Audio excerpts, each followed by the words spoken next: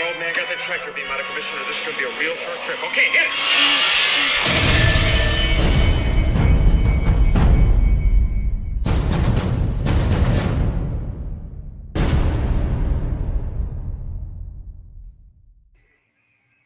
Hey everyone, how's it going? Good evening. What's up, Jason? How you been? I've been better, but I'm doing good. Yeah, I woke you up. A little late on a Monday evening, yeah. Yeah. Usually I'm in bed by now. I gotta be up at 5 a.m. I got a surgery in the morning. 5 a.m. Yeah, I gotta be at, I won't put too much info out there, but yeah, I gotta be at Mass General by 7. Oh, you shouldn't put it out there. Your fans will all be out there waiting to get pictures of you as you go in. Yeah. The paparazzi. Your paparazzi. So, what's up, everybody? How's it going?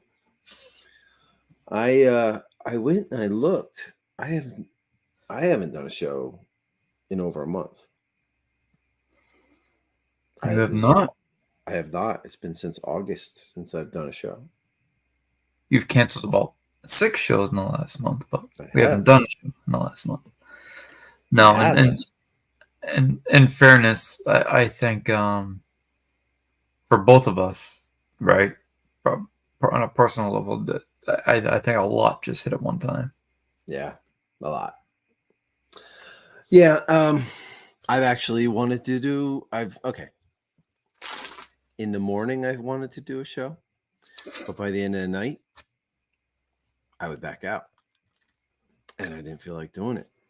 And that's not how I usually am. Usually, if I say let's do it, we're doing it. You know, group therapy. You know that has always been an issue for me to be on because I like to do things with my families on Friday and Saturday nights. You know, and I've mentioned that from day one that Friday night is just a bad night for me. So I missed a lot of group therapies. But now things are a little different though. Like I put this up as our topic, okay? Because right now this is what's going on with me and you also as well. You have, but personal things have gotten in the way of not only doing shows, but also of working on models.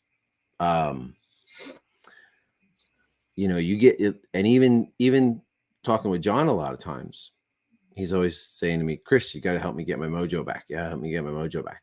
You know, because people see the things that we make and they see, you know, things come out regularly, you know, but they don't see sometimes that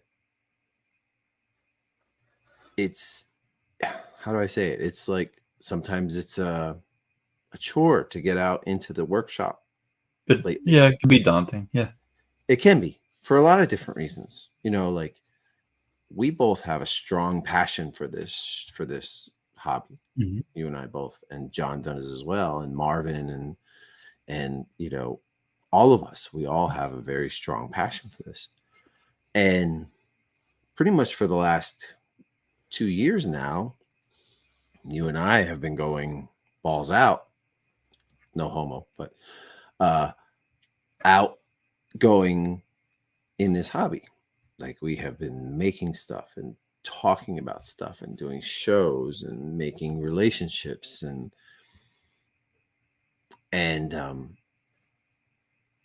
it feels weird now to sort of not have that feeling to do what we love to do. I'm not going to speak for you, but for myself lately, and even like John and I have talked about, like commissions can sometimes take away your mojo as well, because you're making something to make money for, right? A commission is basically just to make money to feed the next project. Okay. And that can take away some of your passion as well, because you're not working on most of the time. Like, don't get me wrong. There's a lot of commissions that are passion driven, but most of the time a commission is a job that you're not passionate about, you know, like something that you want to build really bad, like my scratch sandcrawler. Like I'm usually itching to get to that. But in order for me to work on that, sometimes I've got to make commissions to make money to put towards that, because, you know, I'm not rich. You know, people look at my collection and they think I am, but I'm not. I'm not even close. I've been collecting a long time. And basically anything I want, I have to work for commission wise now, you know, because I've gotten to a point where I don't have the things to sell that, like, I want to keep all the things that I have. Okay. Because before I was able to take things that I didn't particularly care about and sell them to get Regal Robot pieces or RS Prop Master pieces, or even like John not commissions, but pieces that I love from John and Lee and you know, and even Jason Eaton. I bought a piece from him too. Like those are the 3 model makers that I bought pieces from. Commissions can sometimes get in the way of your passion, but also life. You know, like, people have jobs. You know, I'm fortunate that I have a job where I'm home a lot, and in all honesty, I don't work a whole lot because of how my job works. I still get paid, but I don't actually. I work maybe twice a week. Okay, so I have time to put towards my hobby and time to put towards my passion or commissions or whatever the case may be. A lot of people work 9 to 5, and it's almost impossible for them to get, and then they have family after 5 o'clock. And then on weekends, they spend time with their family. You know, it's hard to get into the shop or get onto a model, you know, and other times, you know, like with us also, Jason, we've been working on projects that, we get to a point where it's like, oh crap, we need this part or this part or this part, and it stalls the progress of that. Yeah, that's another thing I wanted to talk about too as we get a little further into the conversation, because there's so many small nuances, right? Especially again lately, not to be repetitive with some of the personal stuff that has come up.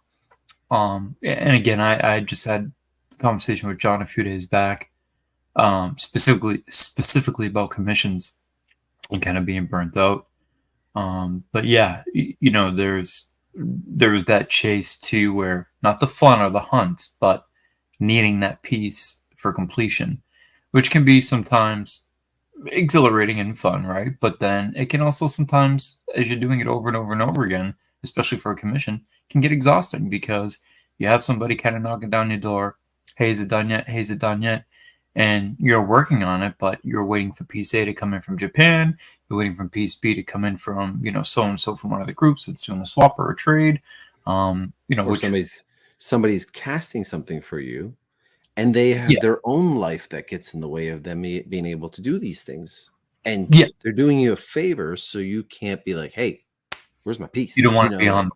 No, you don't want to be on them. They're doing you a favor. So, you know, in your mind, you're like, oh, I want to get to this. I want to get to this. I want to get to this. But, you know, their life, just like yours, takes precedence over, hey, I'm going to send you this piece, right? So there's a whole lot of different things. And there's also, you know, like people have, even people, like, we know some people who mentally have a hard time bringing themselves, because of either they're suffering from depression, or, you know, they have stress in their life, or physical ailments, or, like, for me right now, I'm going to be honest, I've been a mess because I lost, you know, my dog, who was very dear to me, and it hit me hard. And it's kept me from doing what I want to do. And you would think, hey, I want to put my mind to this and get my mind off of your stress or whatever your case may be. But sometimes you can't get yourself off that couch, and there's a lot of people who suffer from depression, who are amazing builders, but they're not able to get themselves to do it. I have been forcing myself to get into my shop because I want to keep going. But even there's some days where I just don't feel like getting in. I just feel like sitting on a couch, watching a TV, or, just looking at my phone, and I'm getting better. I'm starting to get back into the swing of things, but it's a very real thing when your mind is in one place, and, it keeps you from doing things that you have a extreme passion for, the I don't know, the last month, the shows, I don't know why we haven't done shows. I mean, I can tell you why. For the last 2 weeks, just a lot of things have been going on in my life, but prior to that, I don't know why I haven't really done shows. We haven't done these Shootin' the Ship shows, and we talk about it all the time. Well, what do we get this guest, or how about we get this guest, or let's finish the Return of the Jedi Chronicles that we have to do yet, But for just some reason, either life gets in the way, or hell, it's 10:30 at night and you worked all day and you're just exhausted and you just don't feel like going, and and also we have friends overseas that we like to do shows with as well, like Marvin, and John. They have different time zones than we do, and lifestyles and work and families. Yeah, it's a lot of different reasons why there's a lot of people who start a lot of projects and don't finish them, or I see all the time on comments are like, oh, it's been 2 years since I've been able to work on that, just haven't had time in my life, and there's so many reasons. See, I'm going to interject for a second. That was something as a collector that I always used to find very frustrating. Yes. Okay. Yes. I used to think to myself, look, I get it. Life happens. But there was always that but. But that's the collector mentality. Now, when you take real world situations, such as a health issue, a passing, a loss of a job, an act of God, any number of things that could have happened to an individual. You've been dealing with flooding and roads and that has been, that has, I mean, also some health issues, without getting too personal, but the flooding, to be honest, has been, I can't believe how detrimental. And to be honest, I'll be pretty transparent. We took a very small hit, and I still can't believe the amount of damage that we sustained. And on a scale of 1 to 10, 1 being like the least, 10 being the worst, we probably took it at like a 2 or a 3. So we were on the lower end. So I can imagine, the people that were completely underwater. And I'm still, as you know, as of yesterday, they're still replacing parts, water heated tank, toilet, bathroom, just, it's cars, just so many different things. But your pretty soft hands got calloused. My soft hands yes, they did. I was joking with you and saying, are you sure you want to do this? Because your soft, callous hands can't handle this. And then at the end of the night, you're like, oh my God, my hands are killing me.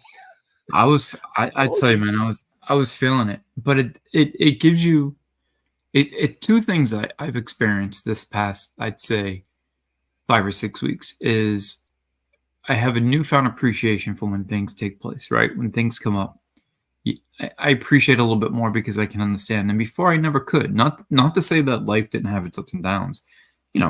We're human. Everybody has their bumps in the roads. But there was always that collector mentality. Come on, like, follow through. Don't take forever. But then I was like, okay, well, I'm dealing with something that's, I can't even go to the bathroom or wash myself. this stuff's going on the back, the back of the bench for a week or two. Like there's nothing, no packages are being delivered, no packages being picked up. Like there's nothing that can be done. There's that part. Then the health stuff and whatnot. And Jason, yeah, one more thing, like your loved ones also get in the way of this. yes, That's kind of saying it the wrong way. Let's like I'll have a whole week planned out. Okay, I'll like I have 3 days usually or more sometimes to work in my garage. I'm like, okay, this day I'm gonna do this day I'm gonna do that. And then my kid broke his ankle. So for 2 days I'm at hospital, I'm at surgery the next day.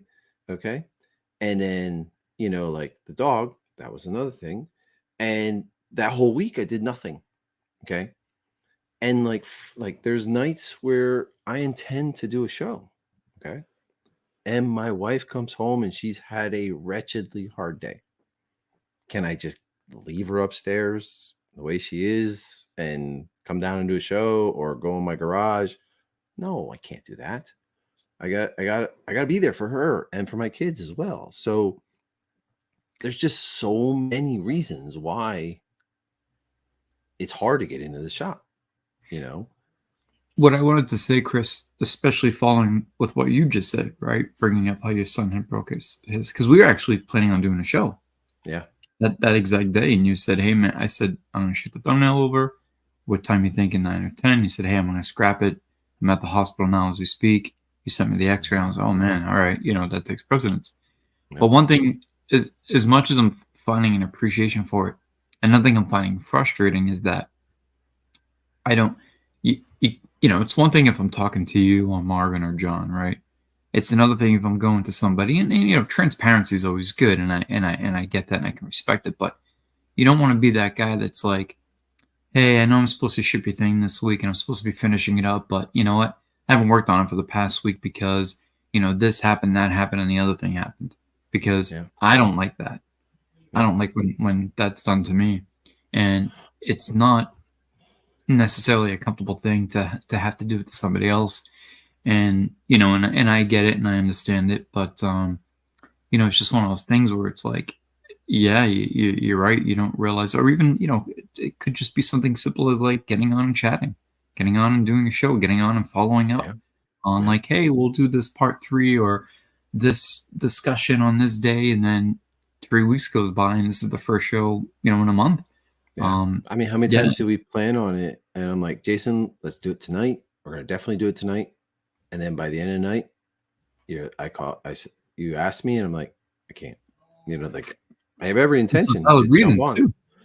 Lot of valid reasons. And then there's been some where I'm just like, dude, I'm exhausted. I can't do it tonight. Like I have to get up at 3 a.m. to go to a 3-hour drive to New York City. It's just, I'm not going to be online until 2 o'clock in the morning. You know what I mean? There's just, and there's other things as well. Like those 2 sand crawlers I just made, right? This is the 4th sand crawler I've made. I know how to do those in and out of my sleep. Okay. And at one point I told the 2 people, Steve and Kevin, I said, I'll have this done in 2 weeks. No. I ran into a major paint problem and I could not get the paint color to go the way I wanted it to go. And I painted those suckers 4 freaking times each one 4 times. So a total of 8. Okay. Painted, base coated, then, okay. No, let's take a step back. Prime it, paint it white, and then paint it the roof brown just to find out that the color didn't go the way I wanted it to go. 4 times each. Okay. By the 4th time, I'm ready to kill somebody. Okay. Ready to pull your hair out. I'm ready to throw these out the window. Okay. We're talking now a month. I've been, trying to get these paint colors right. And, I was in there every day I could this was before what happened with my dog passing. Thank God they got those out, because if that had happened after that, they wouldn't still be out, so it's a whole lot of different reasons why I keep saying Mojo, because John always says that to me. He's like, you help me get my mojo back. You got to help me get my mojo back. You help me get my mojo. You know, it's that's where it's all coming from. That's where Mojo is coming from. But so I love doing these shows. I love talking to people. I love, putting these ideas out and talking about studio scale modeling. And I love fleshing out all this stuff. And, we only see the surface, but there's a lot of things that go on behind the scenes that people don't know about. And I think this is a show to kind of help people see that we have the same issues as everybody else. You know what I mean? Like, Dude, I literally, was it yesterday? I think it was yesterday. What are we at today? What's today? I'm today is Sunday. Today's Sunday. So today was Monday. The only reason I know that is because tomorrow night I'm leaving for a week to go to Aruba, and I'm very excited to go. I'm sure that's much needed too. It was Friday, so Friday we realized, as we kept seeing more and more damage after all that flooding and it raining for 2 months straight, we had to take out the old water heater and put a brand new one in. That got crust, got contaminated, blew out, whatever. And I literally had somebody calling me as I was, crossing the T's and dotting the I's and finalizing getting this. I didn't put this thing in, but I was there helping and overseeing as they were finishing up. And the person's like, hey, I know we were expecting this, and how would things turning out? And I'm like, look, I was like, I'm not just trying to sound rude. I'm just being direct. But like right now, you're fifth on the list, because me being able to wash and use the bathroom is more important than having hot running water. And it sounds silly, right? But it's just one of those things where, yeah, it takes precedence, but it sometimes kind of takes the fun out of it, because you get kind of overwhelmed. And one of the things, and we had said this in private chat, one of the things that I had mentioned, and this is the small discussion I was having with John when I had said, being tapped out, without getting into detail, I've been working on a lot of projects, for not commissions, private commissions, but projects for, things that are being released and things that are coming out. And juggling those has been, it's definitely been stressful and strenuous. And I hate to say that any one person or project is more important than the next. I like to try my best to treat them all equal. But when you have one project that's, a run of 100 pieces and people are paying thousands of dollars for it, and that has a timeline in which it's being released and shipped out, that has to take precedence over, an $800 commission, so to speak. And it's just one of those things where juggling some of those, I felt I got a little mentally tapped out, where I was like, okay, this is kind of sucking the fun out of it for me, because it's becoming all business for a little bit, and having it be a lot of, business and no play. I was losing both the emotional component, which is that passion and that drive, like just wanting to make and build something just for the sake of it, because like I have to, I need to. And then the mental aspect of it, the thought of it, rather than being like, oh, I want to try this, or I want to test this out, or I want to throw this together. It was more of like, it almost exhausted me thinking about it. And it never reached that point before. I personally will not take on too many commissions because I don't want to feel overwhelmed. I had the 2 sand crawlers and I have a Millennium Falcon that I'm going to be doing.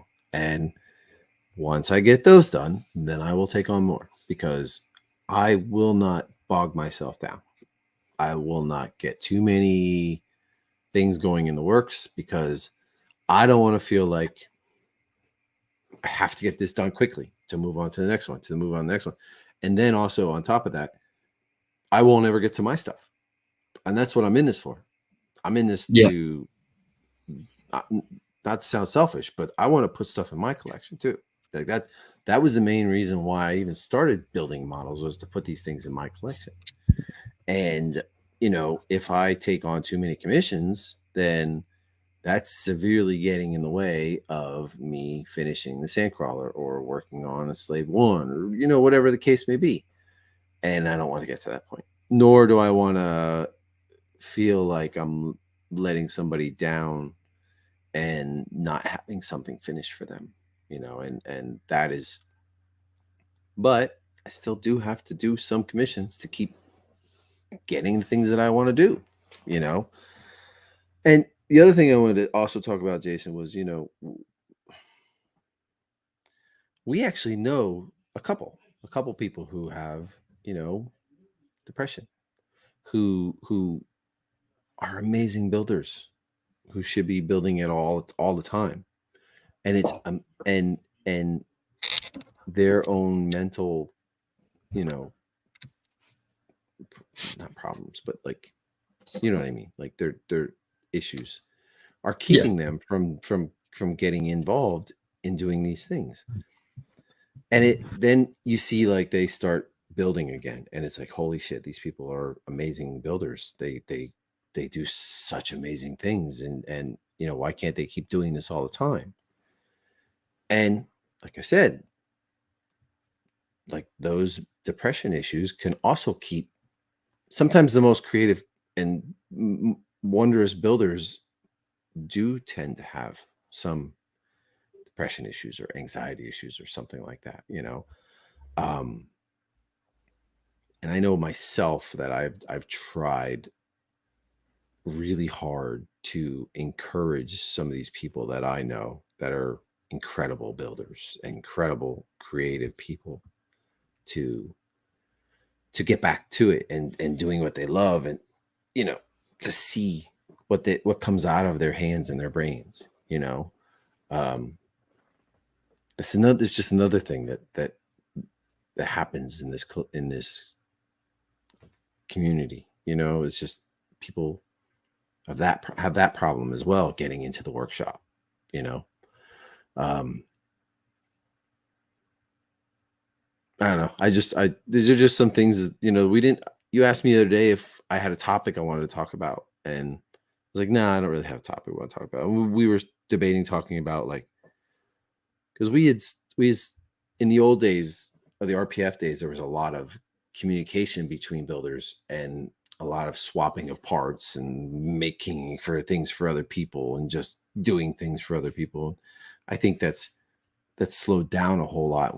We actually tried to start up a Facebook group to try to get that to start again, but that never took off the ground for some reason. And selfishly, it was also to help us to, like, me, I don't want to spend hundreds of dollars on kits when I need just one little piece like this big, you know. Which actually is a good segue to something that I want to show. Okay. If you don't mind, we can go in this direction a little bit, right? Let me find it while are you there? Yeah, I'm here. Okay. Just, if you want to just elaborate on that concept a little bit while I find this pictures I wanted to show. What was elaborate on? The swap thing.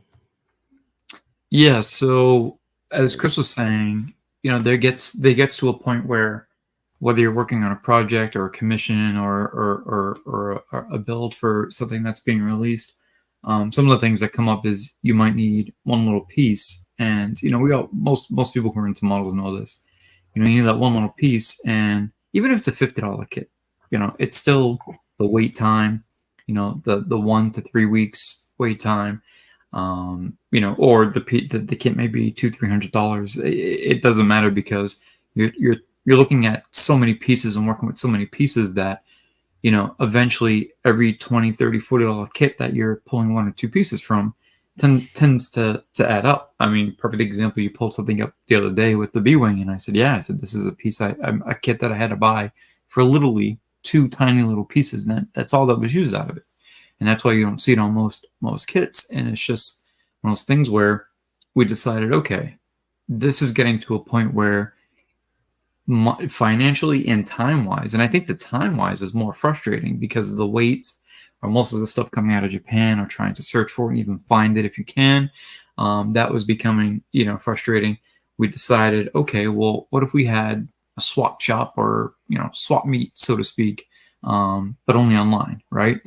And we put something together, and people who are into modeling and want to participate are welcome. But we decided to put something together where, like, if you just need that one piece, instead of throwing $100 down and waiting 3 weeks for that to come in, because when you're waiting for a piece, it doesn't even have to be a commission. It could be a private build, something you're working on. When you're in the zone and you're in that zone and you're killing it, there's nothing worse than something halting you.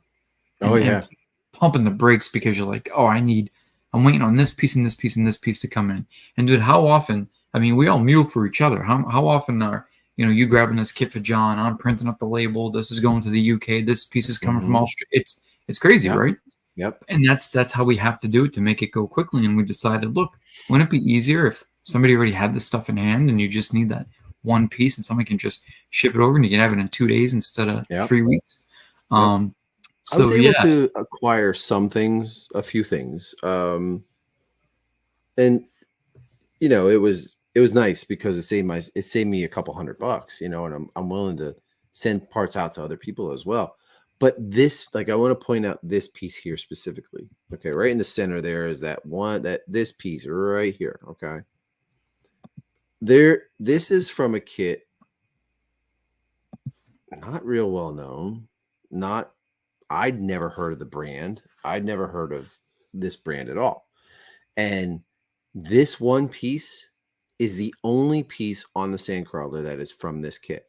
Now, this kit this piece is probably, I'm gonna say, a 1/2 inch by 1/2 inch, maybe more, and this kit regularly is hard to find is a little hard to find. It's on eBay, but it's like $300.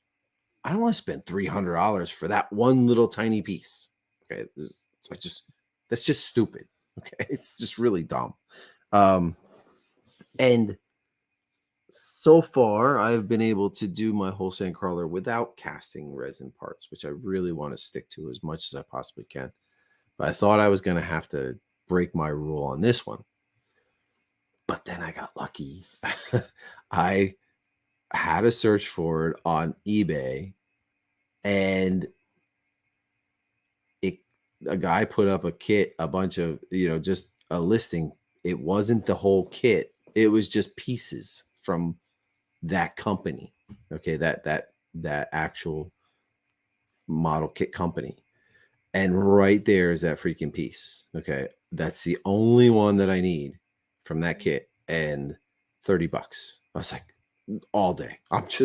I actually put in a bid of $100 just to make sure nobody outbid me, because even if I spent $100, it's still spending a lot less than $300. You know what I mean? So that was kind of what we were talking about doing with this swap shop Facebook group, and maybe it'll keep going. Who knows? We'll see. But that's just like one resource you have to find parts that you're looking for, and they're really expensive. It takes a little patience to wait for it to show up, right? And sometimes you can actually buy like the whole, like one sprue out of a kit for like $20 compared to buying $100 the whole kit that you don't need. This is another thing that I have recently started. What's the word? Getting into my brain to do, because normally I was like, all right, I'll just buy the kit. I might need the part some other time, another part some other time, or then I started buying 12 Panther G kits, and I'm like, screw this. I'm not buying 3 more Panther G kits to get, the parts I need. So I started looking in this direction, and I've been able to find a lot of parts that I need just by buying the sprue or a piece like this, So yeah, that's I don't know how we got started on that. For we jumped from one subject to a completely different subject. No, I mean, it's a little bit of a segue there. It Yeah. made sense. Yeah, I Yeah. mean, we were definitely talking about something a little bit more deeper, but I still think it's an important part of, you know, so, like, again, going back to, like you said, you know, whether you're somebody's taking on too many commissions. I mean, I'm the same way. Sometimes people ask, like, hey, how come you don't do commissions? And at any given time, I maybe do one or two random ones here and there because I spend a lot more time working on other projects. And it's because of that, those projects have to take precedence. But even then, there's so many cooks in the kitchen that there's things that are beyond your control, right? Yeah. Yeah. There's things that even when everything's going as smooth as possibly could be, it doesn't mean that, hey, this is going to be done Tuesday. It may be Thursday. Maybe Right. it may be Monday. And it ties back to even this, the idea of bringing this together. You know, I was working on a bust for somebody, and there was literally, I think 11 different people involved. This person's doing the chest plate. This person's doing the LCDs. This person's doing the cape. This person's doing that piece. You know, and it's like you don't realize how time consuming that is, and you're waiting for the next run or you're waiting for this. But when it comes down to models, at least we have a little bit more control because the community is a little bit tighter, a little bit smaller, and you don't have so much going on at once. You do and you don't. You do, but it's not as widespread as like somebody, you know, like an R2 Builders Forum or people trying to build Vaders, like, you know, that stuff you're waiting for forever. You know, with the modeling stuff, I feel like you have a little bit more control, a little bit more direction. But so Carter C is asking, I don't often find these when searching on eBay or using specific keywords. Yeah, I'm terrible at that. I'm terrible at finding things on the internet, and Jason reminds me of that all the time. Generally I'll just put the very basic, okay, like Panther G, okay, and I might get 100 things that are, especially Panther G's. For some reason, I get like these Power Ranger looking toys. I don't know why, but like every time I look, it's usually this Power Ranger stupid looking thing from Japan.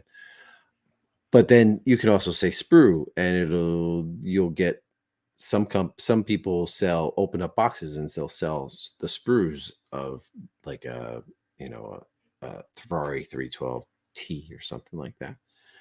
And then also sometimes when you do a search for it, you'll find like the first 5 will be pretty much exactly what you're looking for. But then if you pass, it says, then it has like, it says in less words or something like that. Below that, you'll go down further. And the more you go down, look, you'll find sprues. That's, for some reason, the sprues are hidden down farther a little bit sometimes. And then it's just, sometimes it's a matter of patience. You know, sometimes there's a lot of eBay sellers that sell sprues, and, you know, it might be something you don't have any interest in, but then every now and then pops like this. I was like, when this popped up, I was like, holy shit, it's exactly what I need. And I jumped all over it, you know, and just keep looking, look further than just your automatic search, and do a safe search so that anything that comes up Panther G, you know, it'll pop up. And I'll be honest to say, like, I have those safe searches. Okay. Like again, say Panther G, but or other kits, and it's never come up the sprue. For some reason, it's always just the kit. Okay. But then I'll look further down the line and I'll find sprues of the kit that I'm looking for. I don't know if that helps you out. Before one thing too, Chris, without complicating it and getting into the details, I'll just give a blanketed statement. So when there's been times where you've had a hard time finding something, or I've been looking for something, one thing you can do is you can go to Google, and it'll give you a list of ways to put in searches. Okay. And this will, I know it gives the button like, oh, do you want to search exactly these words, like these words? But you could actually eliminate certain statements, make it very specific. Because there could be something on page 32. Most people don't go past the second or third page when they're searching the search engine. So it could be something that's 50 pages deep. But if you use a certain string or combination of letters and terms, it'll usually hit pretty quickly. I've gotten really good at finding kits that other times, we can't find this, and look for that, and like, boom, here it is. Here's, not always, but, definitely some decent results. But rather than getting into what they are, and you can go to Google and basically, I think, just type in, ways of using more specific searches or using the search engine more specifically. And these will help you narrow down. And sometimes it might bring you to overseas sites, and, you can always double check and make sure they're legitimate. Remember the Panther G's, right? I was able to get a whole handful of those kits by doing a specific search like that. You found a lot of kits for me for that by doing it that way. That. Yeah. Yeah, being more specific, and it just comes to like honing different skills. And even with the RPF, one of the biggest complaints me and Chris used to have when we first started out was like, man, there was so much great information, and you go to page 2 or you go to look for this image and it's gone. And there's actually tools out there. They're not all going to be 100% of the time, but you have things like Servio and Wayback Machine and whatever it may be, and a lot of these do crawl on these sites.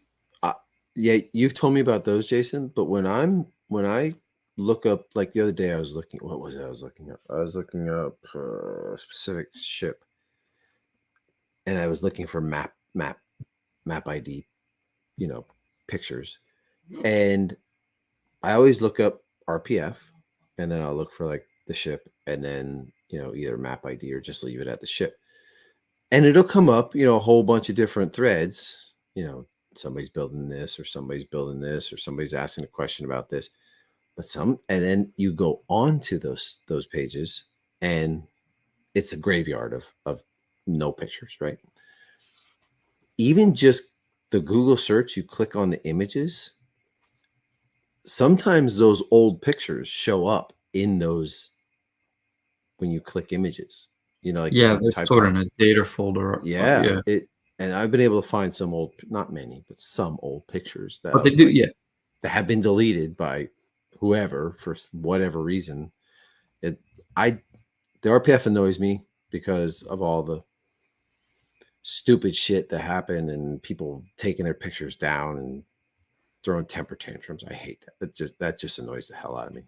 But I want to get to what Marvin said, back to our other topic before we go any further.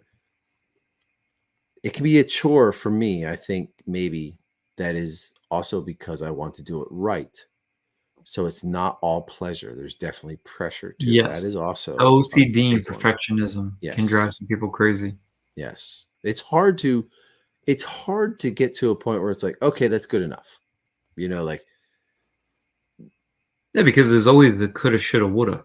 Yeah. What could I have done different? What could I have done better? What always happens for me is, I'll be stressing about it, and I'll stress about it, and then I'll be like, all right,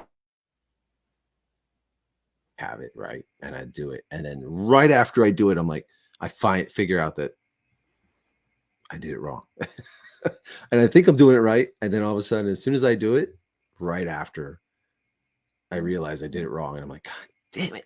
10 seconds ago, if I had just done this, it would have been right,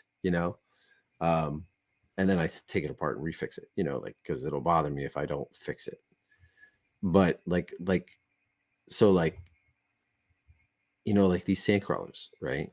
Hold on, I'm gonna put a picture up of them. Kind of just like also sharing things that I have been working on. So, it's always nice to just talk about things in our shop. There's a point where you're just like, okay, they're done. They're good. I could do this, but you know what? I got to stop touching it. I have to just let it go. It's good enough, and that's a hard thing to do sometimes. When do you stop making it better? Like there's some things I would have liked to have done more on here, but I'm like, I've got to get to a point where I'm happy. And you know what? These things that I want to do to it probably won't even get noticed. So, okay, just send them out. You know what I mean? It's like, yeah, That's a hard thing to do sometimes, especially with Doing that somebody who fine has tooth comb. right, especially somebody who has a really bad OCD problem. Like, okay, that's not right. I got to get that right. That's not right. I got to get this perfectly right. And that's kind of what Marvin is saying. For him, it's got to be perfectly done. And I'm sure a lot of projects got started and never finished because, either they don't know the kit part or they don't feel like they did it right, or, you know what I mean? Well, Chris, this also goes back to the conversation we had after having some guests on, right? Because again, going back to the original trilogy and even to today, this stuff has to get designed, built, and on screen. You don't have the time of being like, No. let me touch this up, let me fix this weathering, let me make this a little better, a little cleaner. No, you got to get it done. And Right. when you're working on things, even for yourself, whether it's a commission or a personal project, I mean, remember when we first started, I used to say to you, I'm like, I'm having a really hard time. What is it? I'm Yeah. spending all this time making every little last surface perfect and taking this up. And I was driving myself crazy. And in all actuality, it was working against me because that isn't necessarily the way it's supposed to Right. look. Yeah. And then I finally got comfortable enough and pulled back enough where I was able to realize, okay, it's going to be to my benefit to let it have a little bit of asymmetry and sloppiness to it. But I even said to you, I was like, you kept sanding surfaces and you weren't, my wife's calling me. Why is she calling? You weren't progressing to the next level because you wanted to get that surface perfectly right. And I'm like, Jason, spray it with some primer and you'll see that those no, not that, but you'll see that you've already gotten it to the point where it needs to be, and you don't need to go any further. Can you go on that while I answer this? She don't usually call me when I'm on my phone. Yeah. So as Chris was saying, there are times where, and I think through some conversations with Marvin, I think Marvin not has the same issue, but something similar where being a perfectionist, Marvin likes to take his time. I think Marvin's in the chat with us tonight. And Marvin tends to be a bit methodical and lay things out and do things, as precise as possible. And even if it's mimicking, the asymmetry or the damage or, the sloppiness to it, there's still a stylistic approach to that. And yes, sometimes, I think both builders, creatives, and adding to that, collectors are very OCD. I mean, how many of us have bought a statue that has a little break or a nick, and we know it's as simple as just a drop of glue, but it's the idea that even though you can't see it anymore, it's there. So it just kind of eats away at your brain. But trying to get that perfect is also a detriment. But I was talking about the OCD aspect of like whether you're a builder, whether you're a collector. Like, let's say a statue comes in with a little nick in it. It's as simple as a drop of glue, and nobody's going to be the wiser. But it's there. So it's that water drop, like that torch that just goes through your brain. It just drives you crazy. This Carter, this is I'm glad you pulled that up, Chris. This has always been this is something we started off right off the bat. The sprue thing I started doing just because I was sick of buying kits. It was just cheaper and quicker to buy the sprues. I think you were a little apprehensive at first because of the shipping, and some of the sprues can be expensive to ship when you're like, hey, I could buy a whole kit for this much. Yeah, a lot of them I found were in overseas, and it was like $30 to ship one sprue, and I'm like, you could buy the kit for that much. But this, I can't tell you how many times we've bought in pieces, tanks, whatever it may be, planes, and just rip them apart. They're fully, and some of them like aren't even scratch and dent or beat up. Some of them are beautifully built. I bought one point I bought the Tyrrell F1 Ford. Guy did a gorgeous job. It looked like something you could put in a display case, and I just trashed the thing because I needed a couple things off of it. I feel bad about doing that. It's hard. I've only a couple times bought a full kit that was already built. I did it once with a C-Lab, and it came apart really easy for me. But then after that, I bought a couple other kits, and they didn't come apart very easily. And I'm sometimes a little impatient where I force it and I end up breaking it. So I've really gotten away from buying models that are all put together, just because I know I'm going to end up breaking them for some reason. But yeah, just I once found a Ferrari 312T. Do you remember this, Jason? The guy didn't think he had the whole kit, right? Because there was a couple sprues that were missing parts. Mm-hmm. So if you do your due diligence and look at it and really look at the pictures, okay, and figure out, all right, well, this part's there, that part's there, this is all here. You could find a kit that somebody thinks, and there's a lot of people selling on eBay kits that they don't think are complete when they actually are. I found a 312T, or was it a B? I don't remember, one or the other. Turns out it was almost two full kits, and the guy didn't have. Yeah, there was two in there, and I got two for the price of, well, a really cheap price for one, because he didn't think he had the whole kit. I was like, score, that was a big score for me. What is Mark? The perfect is the enemy of the good. That is true. very true. Very we gotta. true. I'm telling you, we gotta start selling stickers and T-shirts. Yeah, That's a great one. Yeah, that's a good one, Marvin. We should have that one. We should have Hide Your Crimes with the Paint and Ow My Finger. Ow My Finger. Well, either because you're slicing it or gluing it to something. Oh yeah, I glue my fingers daily. Or finger with no fingerprint on it. Dude, I don't want to say this, but it's too funny not to. I'm sure every single one of my commissions has at least DNA in it. Oh, it has definitely some pieces of my skin on them. I know that for sure. I'll probably never sell another. Nobody will ever buy another commission from me for that reason, but it's true. I swear to God, it's true. But yeah, Marvin, we're gonna have to do a show earlier in the day. We can get the old dream team on and get everybody on again, because we had so much fun doing those. I promise we will get more consistent with doing more shows, more shooting ships, and model builds, and having better more guests on. We have people lined up. It's just coordinating that along with our schedules has been a little difficult lately. But I definitely need this more in my life, so. And in this modeling community, I remember Matt for years would just be like, I don't want nothing to do with it, but in all honesty, I found some of the best friends that I've had in my life from this community, and people that I've gotten to know. And honestly, when we were in Europe, that was the best time of my life. I admitted, I actually told my wife about that. It was the best time ever in my entire life. And I thought she would be like, what do you mean?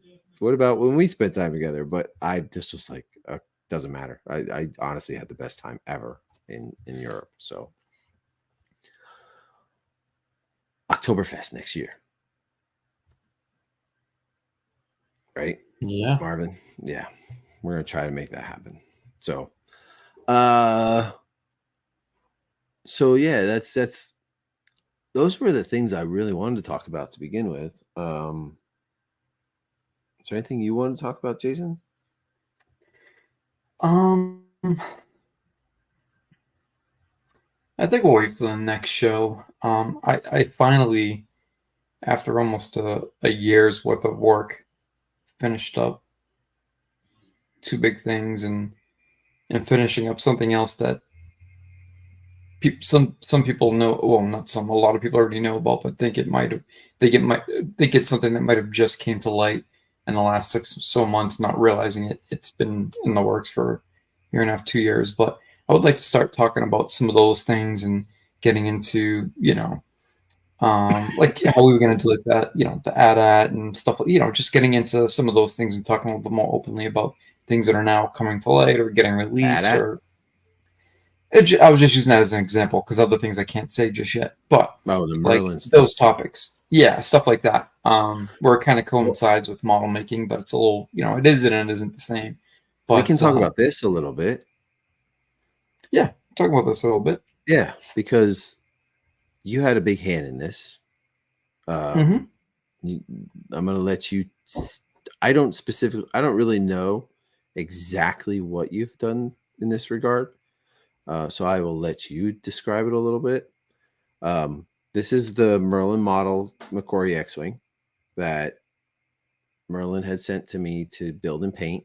I've done a video. I have to edit it. And I'm just finishing it up right now. I got the lights in.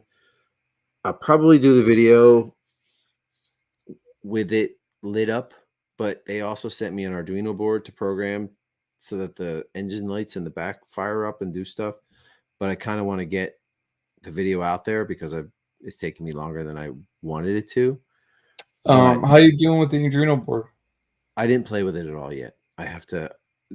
Justin said he was going to tell me how to program it. I don't know anything about them yet. So, and I'm planning on using them on other things. So I'm gonna. Yeah, because I get that the other one that I did for one of your other projects. Oh yeah, okay, but yeah.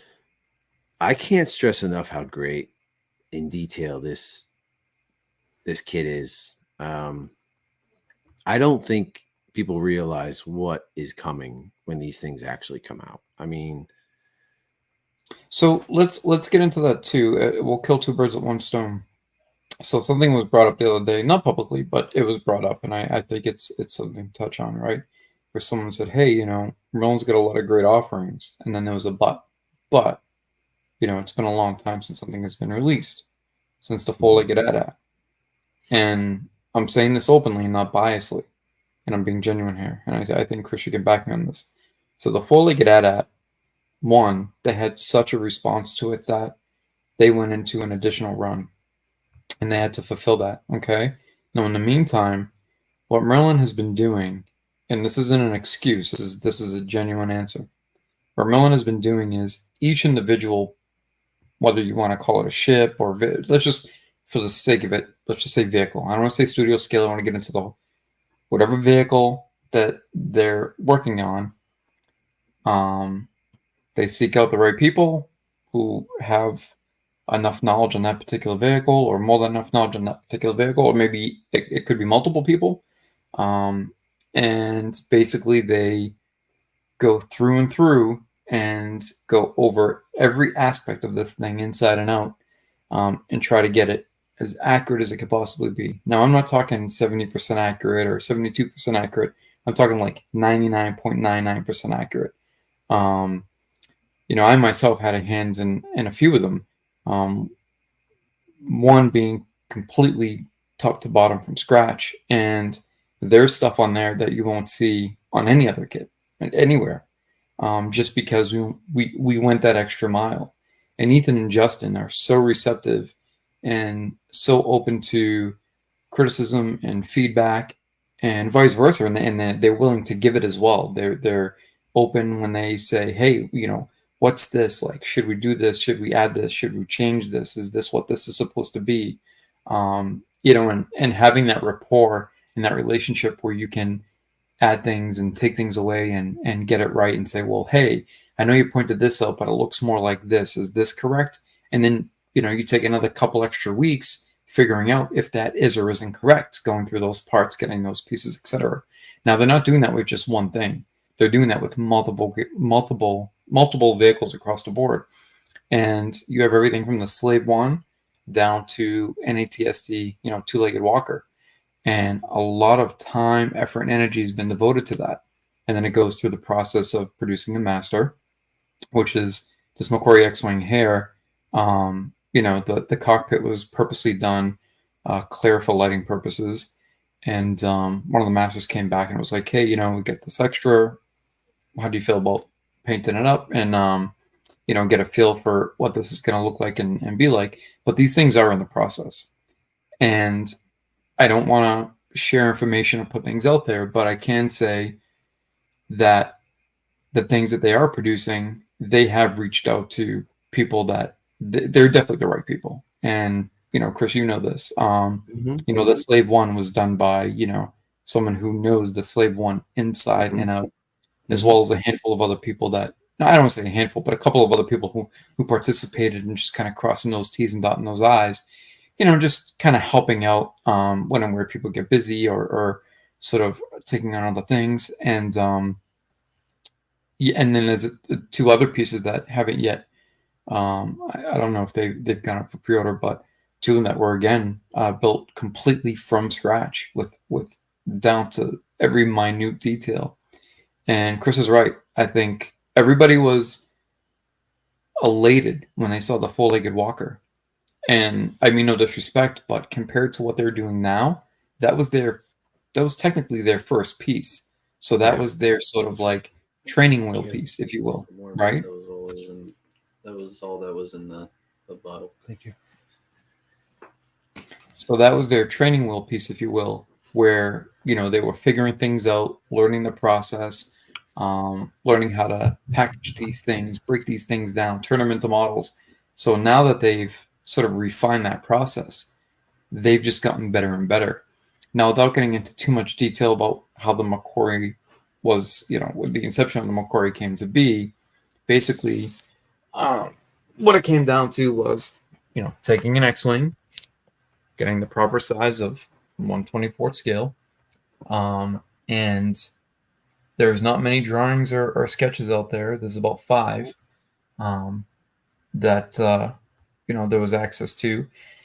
And using those 5 images and drawings, it was like just getting down to adding all of the detail that you could add to make it a true McQuarrie piece. And then moving further, the talent that Ethan and Justin are is they went in and, between the cockpit and the droid, which are the 2 images that Chris is showing now. I mean, this droid this isn't a huge piece. No, so, this is probably 1.5 inches by 1 inch high. So that gives you an idea or some perspective on the detail when you're looking at the dome, and none of it's choppy or shabby or and I get it, right? There's always that Star Wars models should look sloppy, and in some cases yes, but this is concept art, so there's some liberties here, and I like the idea that McQuarrie drew a lot of his stuff clean, so they went in and added detail that the naked eye probably isn't really going to be able to see once it's on display, but they still did it. And I think Jason, so to give you an example of the detail that didn't need to be added but was added, where I'm drawing my hand across this droid, okay, all of this below the hand, the marker there, you don't even see. It's in the droid slot. It's in the cockpit, correct? Or, the droid's holder. It's there, but you don't see it. I did all this work here, and I dropped it in, and I'm like, shit, you don't even see that. On the back, I did this, this little triangle and the slots here, and you see all this, but from here down, nope, you don't see it. But it's there, the detail that didn't need to be. Like even down in here, there's little buttons that are you'll never see, but it's there. And that was some of the things that were discussed, right? So in designing this, it was, do you go that extra mile? Do you go ahead and add in these details, like the underbelly and the back part, for example, were 2 things where there were some images, and it's like, okay, does anybody see these? Does anybody even know this exists? Are they going to think it's made up? Are they going to think this was just some willy-nilly idea to make it look cool or to just fill in space? Like, no, these exist in drawings and sketches. There are very few that are out there, and they were added. There's been some older kits out there. Back in 2011, EFX had one on display. There was the Richard Long, the Frank Cerny. Those used decals. They were quite undersized. They were smaller kits, beautiful kits. And you can do a quick Google search or look on the RPF and see some beautiful builds of those. And they're gorgeous. But this is just one step above. And then some of the decisions that were made to say, hey, you know, the metal barrels, you know, the you know, the ability to light up the cockpit with such, you know, minute detail and different lights, Jason, you know, being able to feed these things through different areas of the uh, Jason, are you there? God damn it. Damn freaking-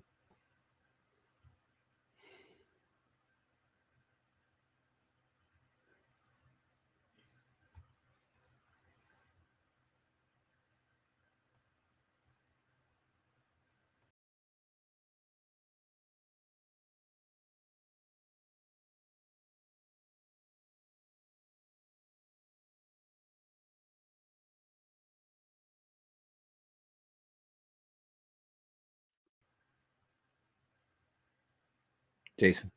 yeah, StreamYard kicked me again. That's weird. Yeah, they kicked me as well. It gave me like a. Did you get the little notification? Like knock me off? No, it was you went silent, and I thought it was my internet, but it No, just it's StreamYard. it's StreamYard. I'll tell you Yeah, what, we need to switch. StreamYard sucks so bad. yeah, it's getting frustrating. But as I was saying, without rumbling too on too much, but yeah, so a lot of thought was put into, you know, all the finer details of Well, this piece. look at these legs in this seat. Hmm. This you do not see this. This is not seen at all. It's deep in the cockpit, but the legs are detailed. The boots are detailed. All of this is all very highly detailed for nothing. You don't see it in the cockpit at all. Once you slide this in there, you won't see his feet, is the seat, or anything.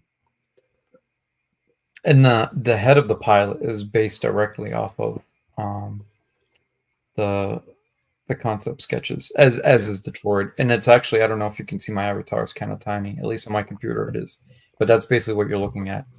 That's why I Oh, put that up tonight, because this is one of the references that was used to get the detail of the pilot. yeah. Yeah. Okay. So that just goes to show. And again, even the pilot, yeah, you'll see him peeking through, but when he's on display and the cockpit's on, you're No, not you going won't to. see it. You barely But see it. the time and effort was put in and done, and you know, that really blew me away when I saw that extra mile given to say, hey, you know, if this detail is going to be, you know, if this detail's presented, then we're going to implement it. Yeah. You know, because No, then it's sky's the limit. I'm really happy with it. I'm exceptionally. It's behind me, and I really like it. I can't say enough good things about it, and I can't wait to see.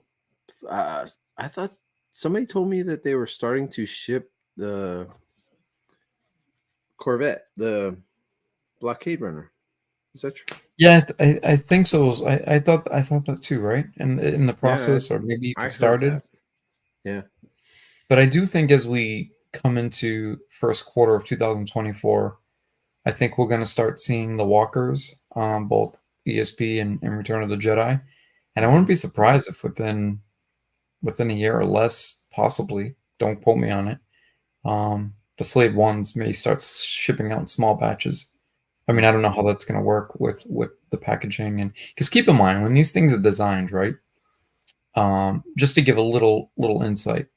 So we know that there's companies out there that will digitally scan something or go in and just 3D design it. And it's not to say that isn't done here, but these models are built from scratch primarily, right? Except for the concept. Concept is done both in sketching out and 3D design. But let's say a walker, that's done completely from scratch.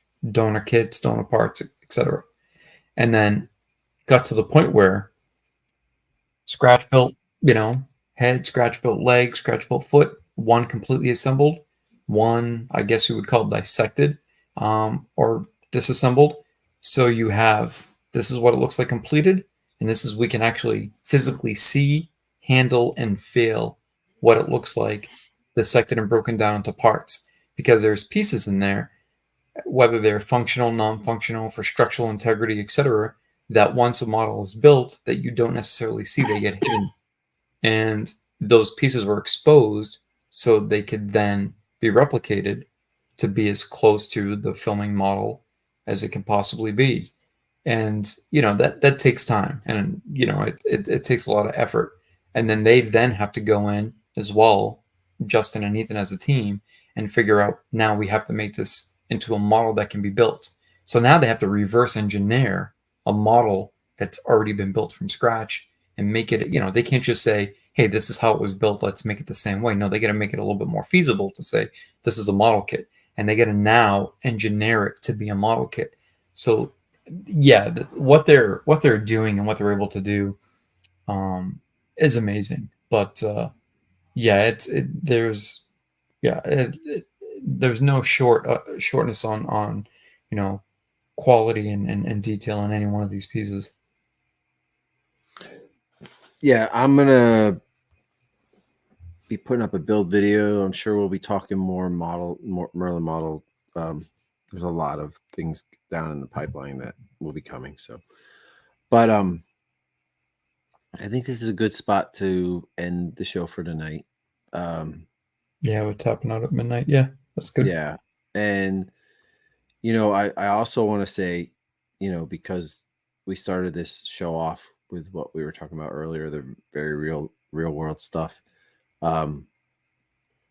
It's so important to have friends in this community. It's just, in all honesty, we've pulled each other through a lot of things. I've been there for you. You've been there for me. John's been there for us. Marvin as well. It's just, if you're in a rut, reach out to your friends, man. Like, whether it's, home or stress, or don't just internalize it. Just, reach out to your friends and have them help you to get through this. Like, in all honesty, it takes all of us to build one stinking little model. Like all four of us, we work on this together a lot, and each one of us throws in a lot to make one thing happen. Nobody can do it on their own. You need your friends to help you with that. In all regards, like you say it all the time, it takes a village to build. Yeah, in the model community, it takes a village, man. It's no different than relationships. It could take 5 years to build one, or 5 minutes to ruin one. But when it comes to modeling community, it takes a village. Without the help of everybody else, no one person can stand alone. I mean, technically they can, but it's a lot harder and a lot more work than you think. Way harder. Hi, Robin. Joining us at the end. We're about to kick off. There'll be more shows to watch coming up soon because we're getting our mojo back. Okay. All right. Anything else, Jason? No, just a good night to everybody, and thanks for the support. Thanks for joining. See you later, everybody. Gotta find the outro.